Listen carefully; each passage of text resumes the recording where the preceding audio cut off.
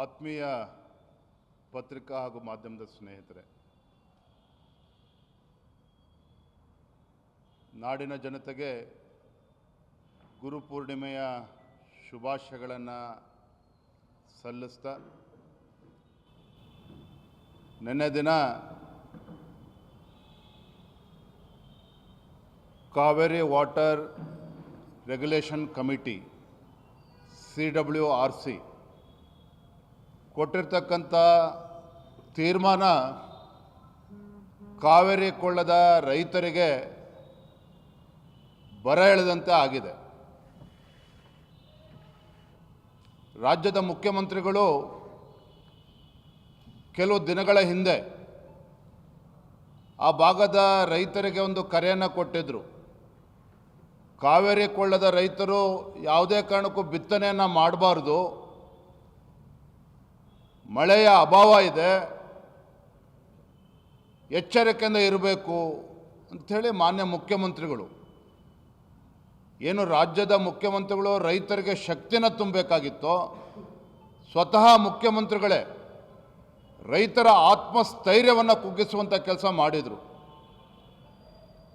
ಅಷ್ಟೇ ಅಲ್ಲ, ಕದ್ದು ಮುಚ್ಚಿ ರಾತ್ರೋರಾತ್ರಿ ತಮಿಳುನಾಡಿನ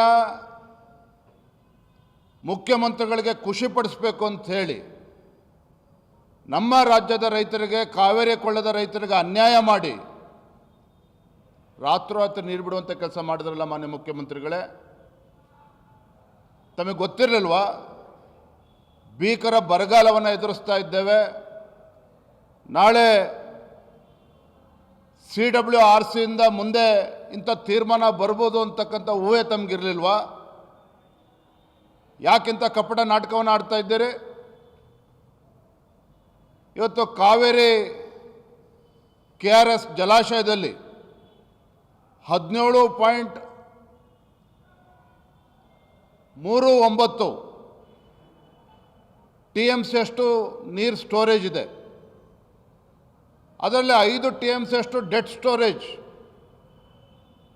ಇನ್ನು ಬಾಕಿ ಉಳಿದಿರ್ತಕ್ಕಂಥದ್ದು 13-14 TMC ಮಾತ್ರ. ಈಗ ನಿನ್ನೆ ಬಂದಿರತಕ್ಕಂಥ ತೀರ್ಪಿನ ಮುಖ್ಯ ಪ್ರಕಾರ ನೀವು ದಿನನಿತ್ಯ ಮತ್ತೆ ತಮಿಳುನಾಡಿಗೆ ನೀರನ್ನು ಹರಿಬಿಡೋದಕ್ಕೆ ಶುರು ಮಾಡಿದರೆ ಕಾವೇರಿ ಕೊಳ್ಳದ ರೈತರ ಪರಿಸ್ಥಿತಿ ಏನಾಗ್ತದೆ? ಯಾಕೆ ಇವತ್ತು ಮುಖ್ಯಮಂತ್ರಿಗಳು ಆ ಭಾಗದ ರೈತರ ಜೀವನ ಜೊತೆ ಚೆಲ್ಲಾಟ ಆಡ್ತಾ ಇದ್ದೀರಾ? ಯಾಕೆಂತ ಕಪಟ ನಾಟಕವನ್ನು ಆಡ್ತಾ ಇದ್ದೀರಾ ನೀವು? ಮಾನ್ಯ ಮುಖ್ಯಮಂತ್ರಿಗಳಿಗೆ ನಾವು ಇವತ್ತು ಆಗ್ರಹ ಪಡಿಸ್ತಾ ಇದ್ದೇನೆ, ರೈತರ ಜೀವನ ಜೊತೆ ಚೆಲ್ಲಾಟ ಆಡೋದನ್ನು ಬಿಟ್ಟು CWRCಗೆ ಮರುಪರಿಶೀಲನಾ ಅರ್ಜಿಯನ್ನು ತತ್ಕ್ಷಣ ಹಾಕಬೇಕು, ಸರಿಯಾದ ರೀತಿಯಲ್ಲಿ ಅಲ್ಲಿ ವಾದ ಮಂಡನೆ ಮಾಡಬೇಕು. ತೀವ್ರ ಬರಗಾಲ ಯಾವ ರೀತಿ ರೈತರು ಸಂಕಷ್ಟದಲ್ಲಿದ್ದಾರೆ ಅದನ್ನು ಮನವರಿಕೆ ಮಾಡುವಂಥ ಕೆಲಸ ಕರ್ತವ್ಯ ಇವತ್ತು ರಾಜ್ಯ ಸರ್ಕಾರದ್ದು. ಇಷ್ಟು ಬಾರಿ ಡೆಲ್ಲಿಗೆ ಹೋಗ್ಬರ್ತೀರಿ ಕ್ಯಾಬಿನೆಟ್ ಎಕ್ಸ್ಪೆನ್ಷನ್ ಅಂತೇಳಿ, ಯಾಕೆ ವಕೀಲರನ್ನ ಕೂರಿಸಿ ಚರ್ಚೆ ಮಾಡೋದಕ್ಕೆ ಸಾಧ್ಯ ಆಗಲಿಲ್ಲ ನಿಮಗೆ ಮಾನ್ಯ ಮುಖ್ಯಮಂತ್ರಿಗಳಿಗೆ?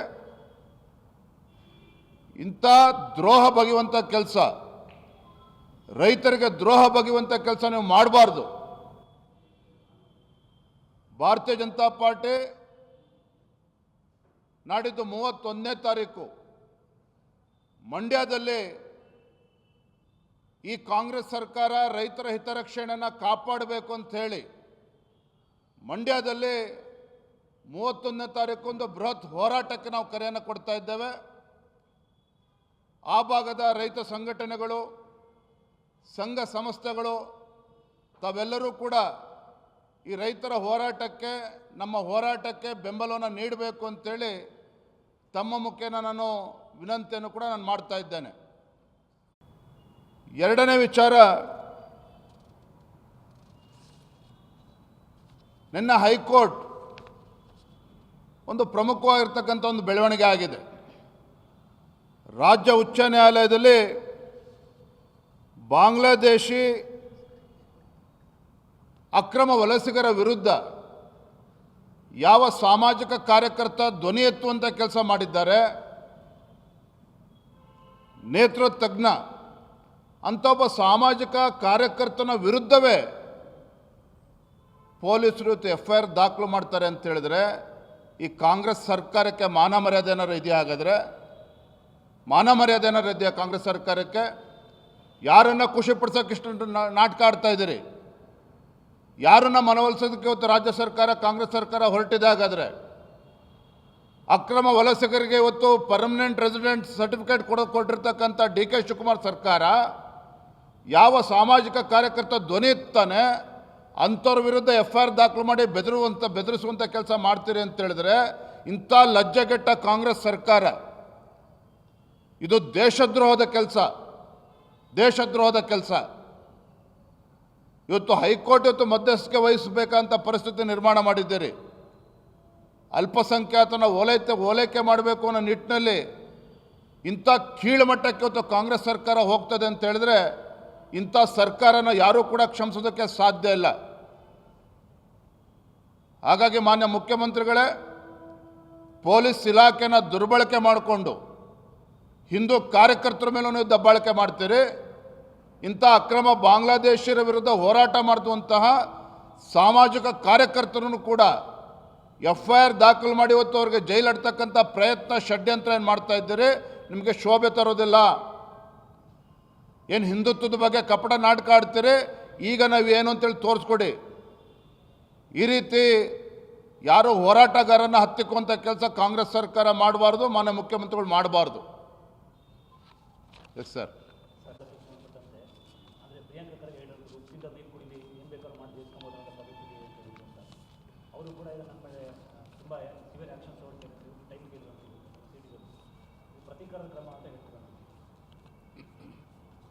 CT ರವಿಯವರು ನಮ್ಮ ವಿಧಾನ ಪರಿಷತ್ ಸದಸ್ಯರು ಯಾವ ಅರ್ಥದಲ್ಲಿ ಹೇಳಿದ್ದಾರೆ ತಾವು ಮತ್ತೊಮ್ಮೆ ಅದನ್ನು ಗಮನಿಸಿ. ಪ್ರಿಯಾಂಕಾ ಖರ್ಗೆ ಅವರು ಒಬ್ಬ ಗೃಹ ಸಚಿವರಾಗಿ ಮಾಡುವಂಥ ಕೆಲಸ ಬೇಕಾದಷ್ಟಿದೆ. ಹಿಂದೂ ಕಾರ್ಯಕರ್ತರ ಮೇಲೆ ಹಲ್ಲೆ ಆಗ್ತಾ ಇದ್ದಾವೆ, ಹತ್ಯೆಗಳಾಗ್ತಾ ಇದ್ದಾವೆ. ಇದೇ ಹಾವೇರಿ ಜಿಲ್ಲೆಯಲ್ಲಿ ಏನೇನು ಘಟನೆಗಳಾಗಿದ್ದಾವೆ ತಾವೇ ನೋಡಿದ್ದೀರಿ, ರಾಜ್ಯದ ಜನರು ಕೂಡ ನೋಡಿದ್ದಾರೆ. ಮೊನ್ನೆ ಬೆಂಗಳೂರಿನಲ್ಲೂ ಕೂಡ ಯಾವ ರೀತಿ ದೇಶದ್ರೋಹಿಗಳ ವಿರುದ್ಧ ಜಿಂದಾಬಾದ್ ಘೋಷಣೆಗಳು ಕೂಗಿದ್ದಾರೆ, ಅದನ್ನು ಕೂಡ ಅವ್ರು ಗಮನಿಸಬೇಕು. ಎಲ್ಲೋ ಒಂದು ಕಡೆ ಪ್ರಿಯಾಂಕಾ ಖರ್ಗೆ ಅವರ ಆದ್ಯತೆ ಗೃಹ ಸಚಿವರಾಗಿ ಯಾವುದು ಆದ್ಯತೆ ಅನ್ನೋದನ್ನು ಕೂಡ ಮರೆತಿದ್ದಾರೆ. ಹಾಗಾಗಿ ತಮ್ಮ ಮುಖೇನ ಗೃಹ ಸಚಿವರನ್ನ ಹೇಳೋದಕ್ಕೆ ಇಚ್ಛಪಡ್ತೇನೆ, ಈ ರೀತಿ ಚಲ್ಲಾಟ ಆಡೋದನ್ನು ಬಿಡಿ. ಹಿಂದೂ ಕಾರ್ಯಕರ್ತನ ಬೆದರಿಸ್ತಕ್ಕಂಥದ್ದು, ಭಾಜಪದ ಮುಖಂಡರಿಗೆ FIR ದಾಖಲು ಮಾಡಿ ಹೆದರಿಸ್ತಕ್ಕಂಥದ್ದು ಇವ್ಯಾವುದು ಕೂಡ ಭಾಜಪಗೆ ಯಾವುದೂ ಕೂಡ ಹೊಸದಲ್ಲ. ಈ ರೀತಿ ಬೆದರಿಸ್ತಕ್ಕಂಥ ಗೊಡ್ಡು ಬೆದರಿಕೆಗೆ ಭಾರತೀಯ ಜನತಾ ಪಾರ್ಟಿ ಹೆದರೋ ಪ್ರಶ್ನೆನೇ ಇಲ್ಲ, ಎದುರಿಸ್ತೇವೆ ನಾವು ಇದನ್ನು. ಬೆಳಗ್ಗೆ ನಮ್ಮೆಲ್ಲ ಮುಖಂಡರ ಜೊತೆ ಕೂತು ಚರ್ಚೆ ಮಾಡಿ ತೀರ್ಮಾನ ಮಾಡಿದ್ದೆ, ದೂರವಾಣಿ ಮುಖೇನ ಮಾತನಾಡಿದ್ದೇವೆ. ಭಾರತೀಯ ಜನತಾ ಪಾರ್ಟಿ ಈ ನಾಡಿನ ರೈತರ ಪರವಾಗಿ ನಿಲ್ಲಬೇಕಾಗಿರುವಂಥದ್ದು ನಮ್ಮ ಕರ್ತವ್ಯ ಇದೆ. ಹಾಗಾಗಿ ಕಾವೇರಿ ಕೊಳ್ಳದ ರೈತರು ಬೀದಿಗೆ ತರುವಂಥ ಕೆಲಸ ರಾಜ್ಯ ಸರ್ಕಾರ ಏನು ಮಾಡಿದ್ದಾರೆ, ಇದ್ರ ವಿರುದ್ಧ ನಾವು ಪ್ರತಿಭಟನೆ ರೈತರ ಧ್ವನಿಯಾಗಿ ಈ ಸರ್ಕಾರವನ್ನು ಎಚ್ಚರಿಸುವಂಥ ಕೆಲಸ ಮಾಡಬೇಕಾಗಿದೆ, ಅದನ್ನು ನಾವು ಮಾಡ್ತೇವೆ.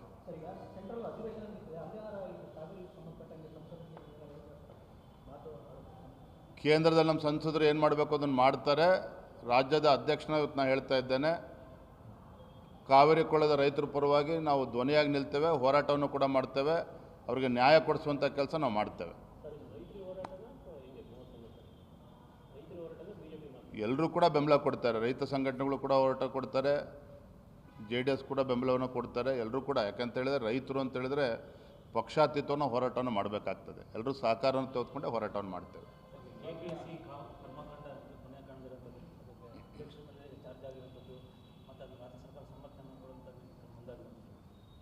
KPSCನಲ್ಲಿ ಆಗಿರುವಂಥ ಮತ್ತು ಆಗ್ತಾ ಇರುವಂಥ ಹಗರಣ, ಒಂದು ಕಡೆ 2.5 ಲಕ್ಷ ಹುದ್ದೆಗಳು ಖಾಲಿ ಇದ್ದರೂ ಸಹ ಈ ಕಾಂಗ್ರೆಸ್ ಸರ್ಕಾರ ಹುದ್ದೆಗಳನ್ನು ಭರ್ತಿ ಮಾಡದೇ ಕೈ ಕಟ್ಕೊಂಡು ಕೂತಿರುವಂಥದ್ದು, ಮೀಸಲಾತಿ ನೆಪವನ್ನು ಒಡ್ಡಿ ಆ ಯುವಕರ ಜೀವನವನ್ನು ಹಾಳು ಮಾಡ್ತಾ ಇದ್ದಾರೆ. ಮತ್ತೊಂದು ಕಡೆ KPSC ಆ ಉದ್ದೇಶವನ್ನು ಮರೆತು ಇವತ್ತು PDOಗಳ ನೇಮಕಾತಿ ಇರ್ಬೋದು, ಪಶು ವೈದ್ಯಾಧಿಕಾರಿಗಳ ನೇಮಕಾತಿ ವಿಚಾರದಲ್ಲಿ ಸುಮಾರು 400 ಕೋಟಿ ರೂಪಾಯಿ ಹಗರಣ ಆಗಿದೆ ಅಂತೇಳಿ ಬೆಳಕಿಗೆ ಬಂದಿರುವಂಥದ್ದು. ಮೊನ್ನೆ ನಾವು ಕೂಡ ಆಗ್ರಹ ಮಾಡಿದ್ದೇವೆ, ಇಷ್ಟು ದೊಡ್ಡ ಹಗರಣ ಆದಾಗ ರಾಜ್ಯ ಸರ್ಕಾರದ ಕರ್ತವ್ಯವೂ ಕೂಡ ಇದೆ. ಯುವಕರಿಗೆ ನ್ಯಾಯ ಕೊಡಬೇಕು ಅಂತ ಹೇಳಿದ್ರೆ CBI ತನಿಖೆ ಮಾಡಿಸ್ರಿ ಅಂತ ಹೇಳಿದ್ರೆ KPSC ಇಂಟರ್ನಲ್ ಇನ್ವೆಸ್ಟಿಗೇಷನ್ ಕಮಿಟಿ ಅಂದರೆ ಅವ್ರು ಆಂತರಿಕವಾಗಿ ತನಿಖೆ ಮಾಡಲಿ ಅಂತೇಳಿ ಸರ್ಕಾರ ಅವಕಾಶವನ್ನು ಮಾಡಿಕೊಡ್ತದೆ ಅಂತ ಹೇಳಿದ್ರೆ ಇದಕ್ಕೇನಾದ್ರು ರೀತಿ ನೀತಿ ಇದೆಯಾ? ಹಾಗಾದರೆ ಒಂದು ಕಡೆ ನೇಮಕಾತಿ ಪ್ರಕ್ರಿಯೆನೂ ಕೂಡ ಆಗ್ತಾ ಇಲ್ಲ, ಆಗಿರತಕ್ಕಂಥ ಪ್ರಕ್ರಿಯೆಯಲ್ಲಿ ಹಗರಣ ಆಗಿರುವಂಥದ್ದು. ವಿಲೇಜ್ ಅಕೌಂಟೆಂಟ್ ಆಫೀಸರ್ ಇರ್ಬೋದು, PDOಗಳು ಇರ್ಬೋದು, ಪಶು ವೈದ್ಯಾಧಿಕಾರಿಗಳ ಅಪಾಯಿಂಟ್ಮೆಂಟ್ ಇರ್ಬೋದು, ಭಾಳ ದೊಡ್ಡ ಹಗರಣ ಇದರಲ್ಲಿ ಆಗಿದೆ. ಎಲ್ಲೋ ಒಂದು ಕಡೆ ರಾಜ್ಯ ಸರ್ಕಾರ ಮೀನಾಮೇಷ ಮಾಡ್ತಾ ಇದೆ. ಏನು ಪಶು ವೈದ್ಯಾಧಿಕಾರಿಗಳ ಹಗರಣದಲ್ಲಿ, ನೇಮಕಾತಿ ಹಗರಣದಲ್ಲಿ ವಿದ್ಯಾರ್ಥಿಗಳು ಕಂಪ್ಲೇಂಟ್ ಕೊಡೋಕ್ಕೆ ಹೋದರೆ ಬೆಳಗ್ಗೆ 9 ಗಂಟೆಗೆ ಹೋದರೆ ರಾತ್ರಿ 3 ಗಂಟೆಗೆ FIR ದಾಖಲು ಮಾಡಿದ್ದಾರೆ. ಇದು ರಾಜ್ಯ ಪೊಲೀಸ್ ವ್ಯವಸ್ಥೆ ಇರುವಂಥದ್ದು. ಎಲ್ಲೋ ಒಂದು ಕಡೆ ರಾಜ್ಯ ಸರ್ಕಾರ ಇವತ್ತು ಮೀನಾಮೇಷ ನೋಡ್ತಾ ಇದೆ ಅದು ತನಿಖೆ ಮಾಡೋದರಲ್ಲಿ. Yes sir, thank you. ಮಾಡ್ತಾ ಎಲ್ಲ ಪ್ರವಾಸ ಮಾಡ್ತಾಯಿದ್ರಪ್ಪ. ಧನ್ಯವಾದ.